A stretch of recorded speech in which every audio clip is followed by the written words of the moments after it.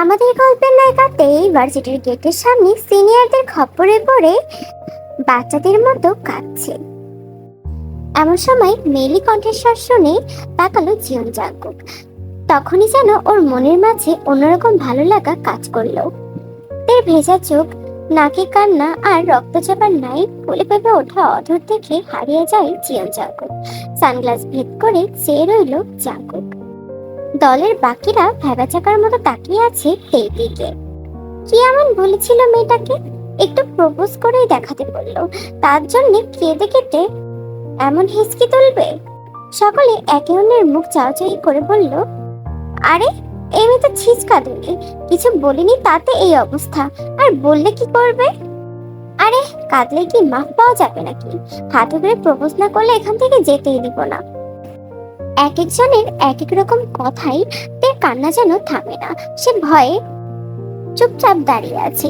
ঠিক তখনই জাঙ্কুক শান্ত গলায় বলল, ক্লাসে যাও।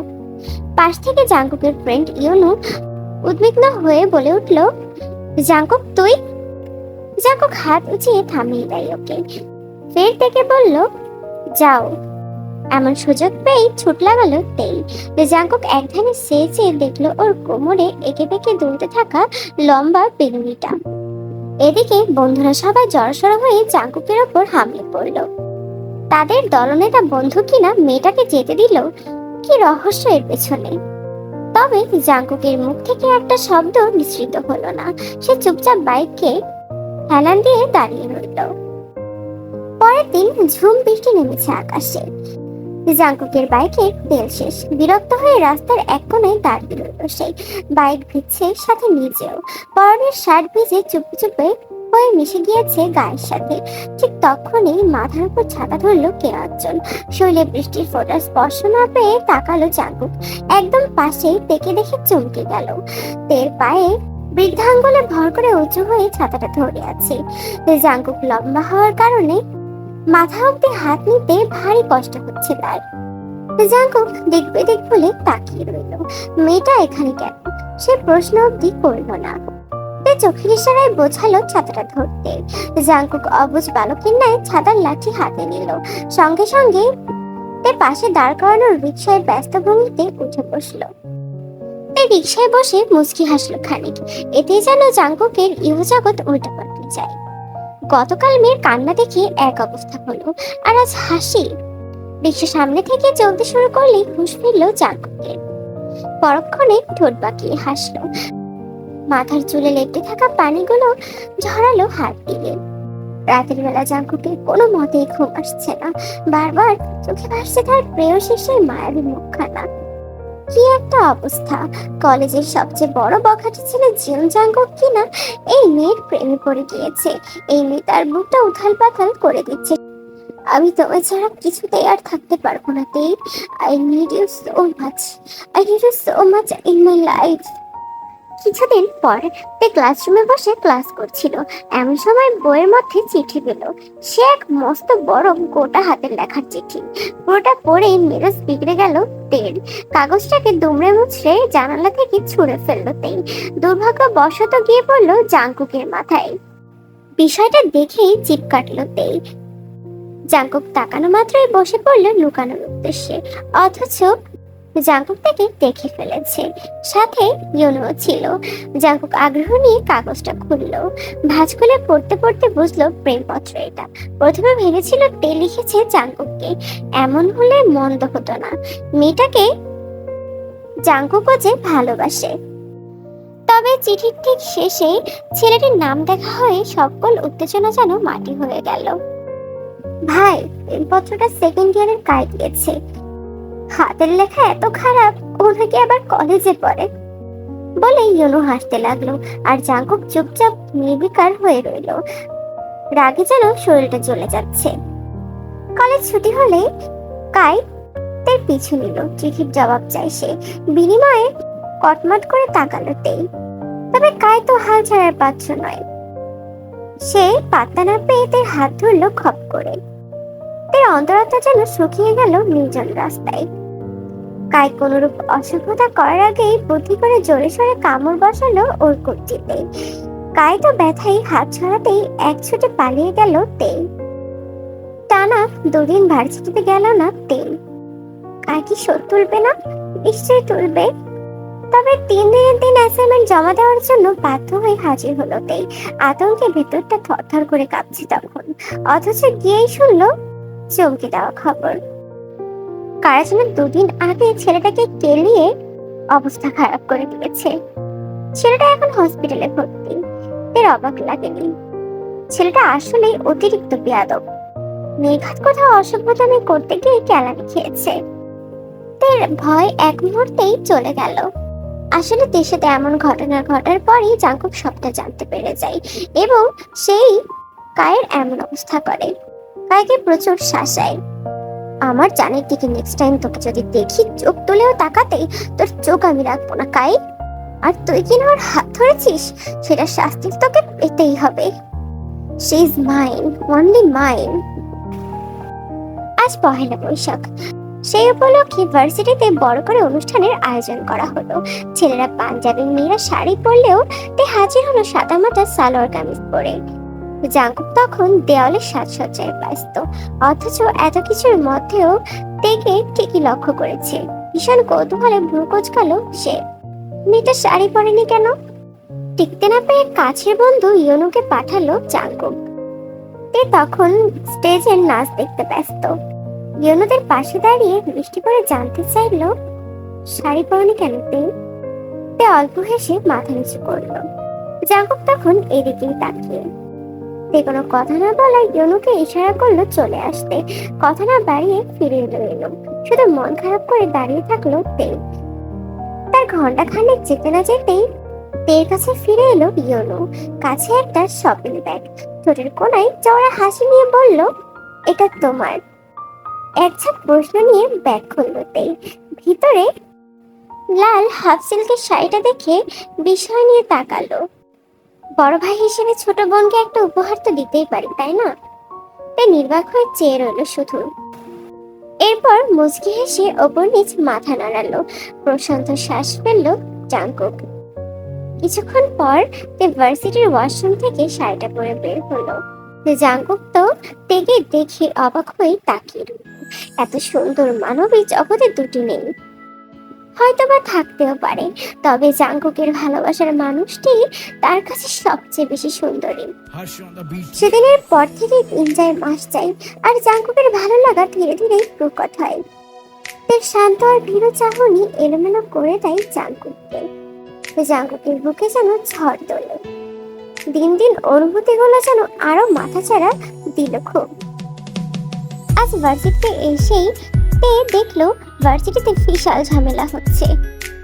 একদল ছেলেদের সাথে অন্য দল ছেলের ফাইটিং হচ্ছে। তাদের প্রধান লিডার ছিল জিও জাঙ্কুক। জাঙ্কুকের সাথে ওই দলের ছেলেদের একটা কথার কাটাকাটির কারণেই মূল সমস্যা তৈরি হয়েছে। জাঙ্কুকের দলরা তো এলোপাথারি মারামারি করছে ছেলেগুলোদের সাথে। তে তো ওই সকল কিছু দেখে ভয়ে কাঁদতে থাকে। ও কিছু হলেই শুধু ফ্যালফ্যাল করে কাঁদে। আসলে তে প্রচন্ড ভয় পায় এই বিষয়গুলো। ভার্সিটির মধ্যে আরো ঝামেলা তৈরি হয়। ভার্সিটির সকল স্টুডেন্টরা তো ভয়ে ক্লাসরুম থেকে বের হলো না। আবার অনেকে জড়সড় হয়ে মারামারি দেখছে। আর তে তো চুপচাপ ক্যাম্পাসেই দাঁড়িয়ে ছিল। না পারছিল ক্লাসে যেতে, না পারছিল সেখান থেকে চলে যেতে। মারামারির মাঝে জাঙ্কুকের চোখ পড়লো তের দিকে। মেয়েটা কাঁদছে, আবার ভয়ে কাঁপছেও। জাঙ্কুক দ্রুত সেদিকে চলে যায়। তার প্রেয়সীর চোখের জল যেন তার সহ্য হয় না। সামনে দাঁড়িয়ে উদ্বিগ্ন স্বরে বলতে লাগলো, কেন কাঁদছো তুমি? হ্যাঁ, এখানে কাদার কি এমন হয়েছে? আর এখানে দাঁড়িয়ে কেন আছো? ক্লাসরুমে যাওনি কেন? তে কোনোই কথা বললো না। জাঙ্কুক চুপচাপ তের মুখের দিকে তাকিয়ে রইল। দীর্ঘ পল্লব বিশিষ্ট অশ্রু ভেজা চোখ, তার সাথে কাপ কাপা ঠোঁট। জাঙ্কুক যেন অন্যরকম ঘুমের মধ্যে চলে গেল। ইয়োনু, ওকে একটু গাড়িতে উঠিয়ে দিয়ে আস। ইয়োনুর সাথে চলে গেল। ভার্সিটিতে ভীষণ ঝামেলা হয় এই বিষয়গুলো নিয়ে। জাঙ্কুকের বাবা তো জাঙ্কুককে বকে একাকার অবস্থা। তিনি ভার্সিটিতে বড় অঙ্কের টাকা ডোনেট করেন, যার কারণে ভার্সিটির কেউ জাঙ্কুককে কিছু বলতে পারে না। ক্ষমতার জোরে তিনি জাঙ্কুকের দোষগুলো কোনো না কোনোভাবে চাপা দিয়ে দেন। তবে ছেলের এমন কর্মকাণ্ড নিয়ে আরেন খুবই রেগে আছেন। তবে জাঙ্কুকের তো এসবে কিছুই যায় আসে না, ও যেটা খুশি সেটা করেই ছাড়ে। ওকে একবার রাগিয়ে দিলে সেখান থেকে পার পাওয়া এত সহজ না। বরাবরের মতো ক্লাসরুমে একা এক বেঞ্চে বসে আছে। তখনই জাঙ্কুকের ক্লাসের সামনে আসে। তাকে দেখে আজ কথা বলার লোক সামলাতে পারলো না, এগিয়ে গেল ওর দিকে। তে তার উরুর ওপর মেলে রাখা বই মনোযোগ দিয়ে পড়ছে। এই কমাসে জাঙ্কুক যতবার তেকে দেখেছে সবসময় বই পড়তে, লিখতে অথবা চুপচাপ এক কোণে বসে থাকতে। বাকিদের মতো ওর কি আড্ডা গল্প এসবে ইচ্ছা নেই। জাঙ্কুকের সুদর্শন চেহারা পুরুষত্বের গোলে কত মেয়ে না পড়েছে, অথচ কে জানতো সেই জাঙ্কুক সেসব তোয়াক্কা না করে মন হারাবে এই ছিচকাদানি মেয়েটির প্রতি। চোখের সামনে কাউকে দাঁড়িয়ে থাকতে দেখে মাথা তুলতেই, কেমন আছো? চোখ নিচে রেখে এক পাশে ঘাড় ফেলালো। নীরবে বুঝালো সে ভালো আছে। পড়াশোনা কেমন চলছে? এবার ঘাড় ফেলালো তে নিচ থেকে আর চোখে তাকালো একবার। লম্বা ছেলেটার মুখ অব্দি দৃষ্টি পৌঁছালো না তার, পরক্ষণে আবার চেয়ে থাকলো নিচে। এখানে কোনো সমস্যা হচ্ছে? তে দুদিকে মাথা নাড়িয়ে বোঝালো যে হচ্ছে না। কোনো সমস্যা হলে আমি জানাবে, আর next time use your words, okay? তে কোনো কথা বললো না, কেমন অন্যরকম করে তাকিয়ে রইল। জাঙ্কুক আর দাঁড়ালো না, চলে গেল লম্বা কদম ফেলে। সেমিস্টার ফাইনাল পরীক্ষা কিছুদিন পরই, আর পরীক্ষার আগে আগে তে গায়েব হলো হঠাৎ। প্রায় সপ্তাহখানেক ভার্সিটিতে তে আসলো না। জাঙ্কুক তো কোথাও থেকে খুঁজে পেল না। এতটুকুতেই যেন ওর অবস্থা নাজেহাল। ধরে ধরে তার ক্লাসমেট থেকে শুরু করে সবাইকে তে খোঁজ খবর জিজ্ঞেস করলো। কয়েকটা মেয়ে বন্ধুদের জিজ্ঞেস করলো তের বিষয়ে, তবে ফলাফল এলো শূন্য। কেউ জানে না ওর খবর। তে সাধারণত কারোর সাথেই মেশে না, এমনকি কথাও বলে না। ক্লাসে আসে এবং ক্লাস করে এসে চলে যায়। জাঙ্কুক প্রচন্ড হতাশায়। এদিকে ফর্ম তোলার সময় হয়ে গিয়েছে। মেয়েটা কি পরীক্ষাও দিবে না? এয়ারলাস হয়ে যাবে। সেটা নিজ দায়িত্বে বের হয়ে ফর্ম তুললো জাঙ্কুক। নিজেই ফিল আপ করে ফি দিয়ে জমা করলো। ঠিক তার দুদিন পর ভার্সিটিতে পা রাখলো তে। ওকে দেখেই জাঙ্কুক হাতে সিগারেটটা ফেলে পা দিয়ে মারিয়ে দৌড়ে তে সামনে চলে আসলো। জাঙ্কুকের রাগ হলো খুব। ইচ্ছা করলো কি কষিয়ে এক চর মেরে জিজ্ঞেস করতে, কোথায় ছিল এতদিন? জানো কি অবস্থা হয়েছিল আমার? তবে জাঙ্কুক এক পা বাড়িয়েও পিছিয়ে এলো। এদিকে তাই ব্যস্ত পায়ে অফিস কক্ষে গেল। গিয়ে জানতে পারলো ওর ফর্ম ইতিমধ্যে জমা হয়ে গিয়েছে। তে খুব জানতে ইচ্ছা হলো কে এমনটা করেছে, তবে তে তার উত্তর পেল না। এরপর মাসব্যাপী পরীক্ষা হয়ে শেষ হলো। পরীক্ষার দিনগুলো জাঙ্কুকও প্রচুর ব্যস্ত ছিল। জাঙ্কুকের এই বছরই পাশ করে বের হওয়ার সময়। জাঙ্কুক সিদ্ধান্ত নিল অনেক হয়েছে, মনের কথা মনে চেপে রাখা আর নয়। এবার শেষ পরীক্ষার দিন জানিয়ে ছাড়বে থেকে। যে ভাবা সেই কাজ। একগুচ্ছ গোলাপ সঙ্গে দাঁড়ালো তের সামনে। তারপর জাঙ্কুক ঠান্ডা কণ্ঠে বলে উঠল, তে তাকালো। চোখের সামনে জাঙ্কুকের বাড়িয়ে দেওয়া হাত এবং হাতে একগুচ্ছ গোলাপ দেখে অবাক হলো তে। আমি তোমাকে ভালোবাসি তে, সেই প্রথম দিন থেকেই ভালোবাসি। তে কয়েক মুহূর্ত শান্ত নজরে চেয়ে রইল। এরপর ব্যাগ থেকে কাগজ কলম বের করে চটপটে হাতে কিছু লিখতে থাকে। জাঙ্কুক অবাক হয়ে সেদিকে তাকিয়ে আছে। তে ব্যস্ত হাতে কিছু লিখে জাঙ্কুকের দিকে এগিয়ে দিল। জাঙ্কুক ওর দিকে চেয়ে থেকেই হাতে নিল কাগজটা। ভেতরে লেখা, আমি জানি আপনি আমাকে পছন্দ করেন, কিন্তু আপনার মতো ছেলের ভালোবাসা আমার জন্য নয়। আমি কথা বলতে পারি না। ছোটবেলায় ভোকাল কর্ডের সমস্যার কারণে সারা জীবনের মতো আমার কণ্ঠনাল স্তব্ধ। এক কথায় আমি বোবা, প্রতিবন্ধীদের কাতারে। তৎক্ষণাৎ জাঙ্কুক স্তম্ভিত হয়ে তাকালো তের দিকে। হাত থেকে কাগজ ফুল দুটোই খসে পড়লো মাটিতে। এ একটু অবাক হয়নি। সে মৃদু হাসলো আর একটা কাগজে কিছু লিখে জাঙ্কুকের দিকে এগিয়ে ধরলো। জাঙ্কুক হাতে নিল না, শুধু নোটটার দিকে একবার তাকালো। সেখানে লেখা ছিল, এই 20 বছরে আমি অনেক প্রেমের প্রস্তাব পেয়েছি, তারা আপনার মতোই আমার সমস্যা না জেনে আমাকে ভালোবেসেছে, আবার চলেও গিয়েছে সত্যিটা জানার পর। তবে আমি আপনার ভালোবাসাকে ছোট করছি না, আপনার এখানে কোনো দোষ নেই। এখন সত্যিটা জানার পর আপনার সরে যাওয়াই সঠিক সিদ্ধান্ত, কারণ কেউ তার জীবনে একটি প্রতিবন্ধী মেয়েকে স্থান দেবে না। ভালো থাকবেন, আপনার শুভকামনা করছি। জাঙ্কুক নিস্তব্ধ হয়ে দাঁড়িয়ে আছে। চলে গেল সেখান থেকে আসতে আসতেই ঢোক গেল। এই জীবনে কত কিছু সম্মুখীন হয়েছে, সেসবের অন্ত নেই, কথা বলতে পারে না। ছোটবেলাতেই বাবা মায়ের ডিভোর্স হয়ে গিয়েছিল, তখন তার বয়স মাত্র 10। মা তাকে ফেলেই চলে গেল। বাবা বিয়ে করলো 2 সপ্তাহের মধ্যে। আর সে পড়ে রইল সৎ মায়ের ঘরে। তার নিজের বাবা অব্দি বিরক্ত হয়ে যায় তার উপর, উদ্যোগ নিয়ে অপারেশন অব্দি করতে চাননি। আর এখন হয়তো উপায়ও নেই, সারাটা জীবন এভাবেই কাটবে মানুষের অভ্যাস চলে। এই তো পরীক্ষার আগে কিছুদিন ধরে কি বিশাল জ্বরে পড়েছিল, তবে ওর হয়ে ফর্ম ফিল আপের জন্য কোনো একটা মানুষ ছিল না। বাবাকে কতবার বলেছে, তবে বাবা রাজি হয়নি। তার জীবনে আপন বলতে কেউ নেই। ভাবতে ভাবতেই একবার পেছন ফিরে তাকালো, সেখানে জাঙ্কুক নেই। বুকটা ভীষণ ভারী হয়ে উঠল। সত্যিই তো, তার মতো মেয়ের সাথে কেই বা থাকবে। ভার্সিটির বন্ধের মাঝেই হঠাৎ একদিন তের সৎমা হাতে শাড়ি সমেত ঘরে এলেন। কোনো কথা না বলেই শাড়ি পরাতে শুরু করলেন তেকে। তেটা চুপচাপ রইল। সৎমা বলে উঠলেন, তোমাকে দেখতে এসেছি, অনেক বড় ঘর, ভালো বংশ, এসো। তেতো কিছুই বুঝলো না, তবে তার সৎমার কথা মতো সে ড্রয়িং রুমে আসলো। সোফায় বসা মধ্যবয়সী নারীটা এক পলক দেখে দৃষ্টি নামালো। এরপর বলে উঠলেন, সুন্দর, ভীষণ সুন্দর। ভাইজান, আমার দরকার একটা মেয়ে, আর আমার ছেলের মুখের হাসি আমার কাছে সব থেকে বেশি ইম্পর্টেন্ট। তাই জন্যই আমি আপনার ঘরের মেয়েকে আমি আমার ছেলের বৌমা করে নিয়ে যেতে চাই। এর মধ্যেই 2 পরিবার মিলে বিয়ের পাকা কথা বলতে শুরু করলো।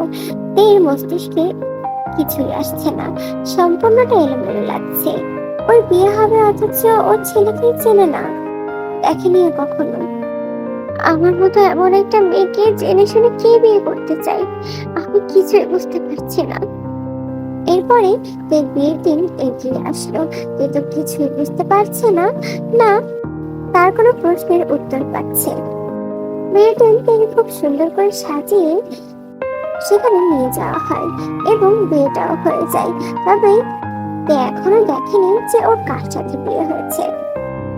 ওর ভাগ্যের উপরই সবকিছু ছেড়ে দিয়েছে।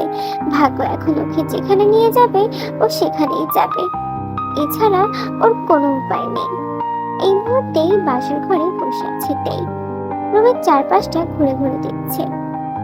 তার বিয়ে করার স্বামী এখনো রুমে উপস্থিত হয়নি।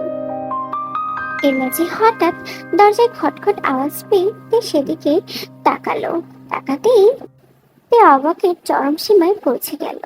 এসে কাকে দেখছে? এটা যে জাঙ্কুক। তার মানে তাকানোর মাঝে এগিয়ে এলো জাঙ্কুক। বরফ শীতল কণ্ঠে বলল, আমি তোমাকেই চাইতে, মানে তোমার ভালো খারাপ পারা না পারা সবটা মিলিয়েই আজ তো তুমিটাকেই আমার প্রয়োজন। আমি না হয় মুখে বললাম ভালোবাসি, তুমি না হয় লিখে জানাবে। আমি যখন বক বক করবো তুমি না হয় গালে হাত দিয়ে শুনবে। খুব কি ক্ষতি হবে তেই? আমার অধৈর্য তোমার হয়ে শব্দ ফোটালে খুব খারাপ লাগবে তোমার। তে শুধু তাকিয়ে রইল অশ্রু ভরা চোখে। কার্নিশ বেয়ে কখন যে জল গড়িয়ে পড়লো টের পায়নি। তার কপালে এত সুখ। জাঙ্কুক একটু এগিয়ে এলো তের কাছে, 2 হাতের বৃদ্ধাঙ্গুল দিয়ে চোখ মুছিয়ে দিল তেই। আলতো স্বরে বলে উঠল, এরপর কোনো দুঃখ কষ্টকে ছুটে দেব না তোমায়। প্রতিটি মুহূর্ত সাক্ষী হবে এই জাঙ্কুকের তীব্র ভালোবাসার। সময় সময় সীমা ছাড়াবে আমার প্রেমের তীব্রতা।